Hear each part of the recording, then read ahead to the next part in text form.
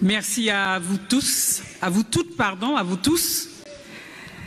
Mesdames, Messieurs, chers amis, chers camarades, Monsieur le maire de la Trinité qui nous accueille ici ce soir, merci d'avoir bien fait les choses. Mes chers colistières et colistiers, mais mon impression que mon manché en moun Adam Bateau. Nous étions avec Félix ce matin dans un grand rendez-vous et je n'ai pas encore vu Félix. D'accord. Mesdames, Messieurs, aujourd'hui, ce n'est ni l'ancienne présidente du Conseil général, ni la députée qui vous parle. Oui, je sais que je suis députée de cette circonscription, mais je ne suis pas là en tant que députée.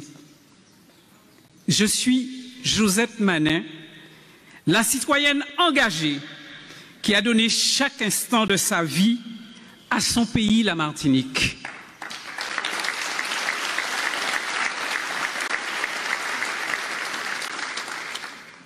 Je n'aime jamais parler de ma vie familiale, mais puisque ce soir, j'ai avec moi ma fille, ma petite fille, ma sœur, je veux dire que ce sont celles-là même que j'ai quelquefois, pas abandonnées, mais laissées un peu de côté, pour être à vos côtés, vous qui m'avez sollicité. Mais cette citoyenne lamantinoise, martiniquaise, c'est une citoyenne qui a vu le déclin de son territoire depuis 6 ans. 6 ans que la construction de cette assemblée unique, voulue par vous, voulue par nous, Martiniquaises et Martiniquais, cette collectivité territoriale, cette assemblée unique a été réduite en peau de chagrin. 6 ans que les projets que nous avions portés ont été jetés aux oubliettes sans aucune considération. 6 ans que le grand semblé a désemblé et a fouté pays noir à terre.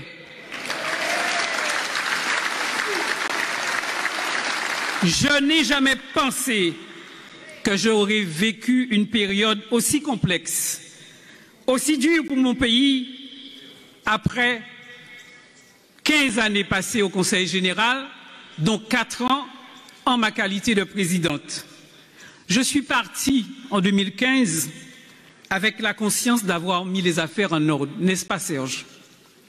Oui, nous avions mis toutes les chances du côté de la Martinique, mais aucun de nous, aucun de vous n'imaginait un tel recul. Mais le constat est là. Notre territoire est en proie à une grave crise économique, sociale, environnementale et démographique. Aujourd'hui, amplifiée par la pandémie qui ne nous permet plus d'attendre une année de plus. Ce travail de reconstruction, nous l'avions commencé dans nos collectivités respectives, régions et départements. Nous le poursuivons d'ailleurs dans le cadre de notre mandat parlementaire, même si j'ai dit que je ne veux pas parler de ce mandat. C'est autour d'un socle de valeurs telles que l'humanisme, la solidarité, le renforcement de l'attractivité économique et la reconstruction d'un tissu social vertueux et pérenne que nous voulons travailler à chaque instant. C'est cette même logique qui nous permet aujourd'hui de vous proposer 200 propositions que nous initierons dès les premiers mois du mandat afin de relancer le pays. De quelle manière? Par l'investissement dans le BTP et la mise à niveau des infrastructures d'eau potable et d'assainissement, par la solidarité et par l'insertion, par le développement agricole, la pêche, l'aquaculture, mais aussi par la culture, notre culture, dont nous avons tant besoin. Vous avez vu tout à l'heure l'exemple effectivement de cette jeunesse qui nous a donné donc, j'ai envie de dire, un schéma de notre culture. Pour ce faire, nous vous proposons entre autres un plan de développement pour la Martinique qui remettra au cœur notre territoire des enjeux tels que la lutte contre les inégalités, notamment à travers la réussite éducative et la solidarité, l'amélioration de notre système de santé local, dont un pôle d'excellence par la sortie du chlordécone, la réparation et le développement. Je crois que ce pôle d'excellence, il est voulu certainement par Serge Letchimy, mais j'ai également très fortement souhaité, lorsque j'ai reçu il y a quelques jours, quelques semaines même, les ouvriers agricoles malades par les pesticides. Ils y tiennent. Ils veulent nous dire qu'ils ont besoin de nous de façon à ce qu'on les prenne en considération et que l'on crée donc une structure dédiée aux malades de la chlordécone. Ou encore l'appui à nos artistes, aux associations, ainsi qu'à l'ensemble du tissu patrimonial et culturel, avec par exemple la création de musées d'art contemporain, une maison du carnaval, une maison de l'aïeul, mais je ne vais pas trop déflorer parce que Serge m'en voudra, puisqu'il va vous dire tout ça. Et vous savez très bien que lorsqu'il commence, on va certainement y passer la nuit. J'ajouterai que la relance et le développement de la Martinique passeront obligatoirement par un apaisement du débat politique et le rétablissement d'un dialogue serein afin de renforcer et de retrouver une collectivité qui fonctionne pour et au service de la population martiniquaise. C'est pour cela que nous sommes toutes et tous rassemblés ici ce soir, cet après-midi, je veux dire.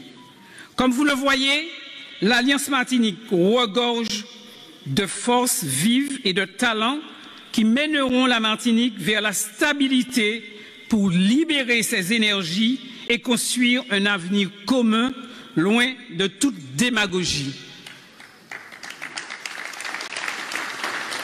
Nous ne pouvons plus laisser la place au manque d'optimisme et de confiance dans les atouts de notre pays.